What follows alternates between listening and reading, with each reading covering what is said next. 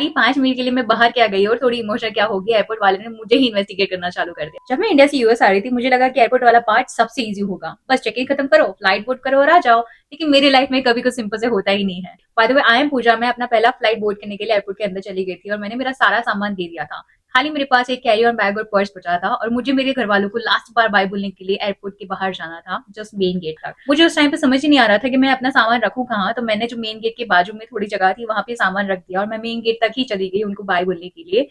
खाली 5 मिनट के लिए मैं बाहर क्या गई और थोड़ी इमोशनल क्या हो गई, एयरपोर्ट वाले ने मुझे ही इन्वेस्टिगेट करना चालू कर दिया। तो मैं जब अंदर आई, मैं थोड़ी शॉक हुई ये देख के कि बहुत सारे एयरपोर्ट स्टाफ मेरी बैग के आसपास खड़े थे, they were trying to investigate it, क्योंकि वो वहां पे अकेला पड़ा था। और मैं वहां पे जाके बोली कि मेरा बैग है, क्या हुआ है। देवर लाइक क्यों ऐसे छोड़ के चले गए थे आप। मैं बोला हाँ, मैं खाली थोड़ा इमोशनल हो गई थी उन लोगों को बाय बोलने के लिए। They were like okay, you can go now.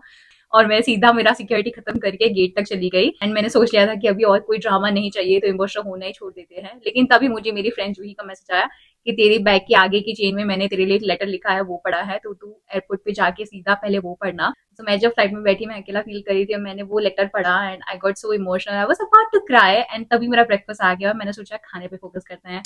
तो वादियां देखते देखते मैं दिल्ली पहुंच गई थी और दिल्ली पहुंच के खाली मेरे पास 1 घंटा था to catch my connecting flight to London.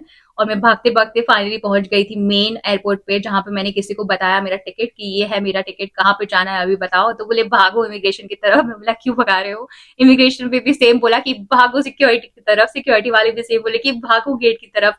मैं जब गेट तक पहुंची लिफ्ट में ऊपर, तब मुझे पता चला कि ये लोग मुझे भगा क्यों रहे थे अब तक, क्योंकि लिफ्ट के बाहर था 25 नंबर का गेट और मुझे जाना था सम 60 नंबर का गेट।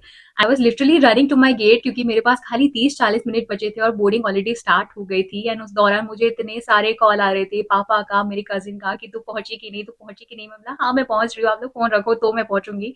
इन लोगों का तो चलो ठीक है, फैमिली वाले हैं, they care about me, that's why they call. लेकिन बहुत सारे रिलेटिव्स का भी उसी टाइम पे कॉल आ रहा था कि बेटा हमने सुना है तो यूएस जा रही है। मैं बोला हाँ आंटी फोन रख दो वरना मैं इंडिया में ही रह जाऊंगी। फाइनली भागते भागते मैं अपने गेट तक पहुंच गई। I was the last one to board my flight and I called everyone to let them know. एंड उसके बाद तो मैं जो सोई हूँ 18 घंटे कहाँ गए मुझे पता भी नहीं चला। लेकिन लंदन में मेरा जो 5 घंटे का लेवर था वो इतना हार्ड था कि मुझे लगा कि मैं वापस इंडिया ही आ जाती हूँ, मुझे यूएस जाना ही नहीं है। I will talk about all that in next video. See you then.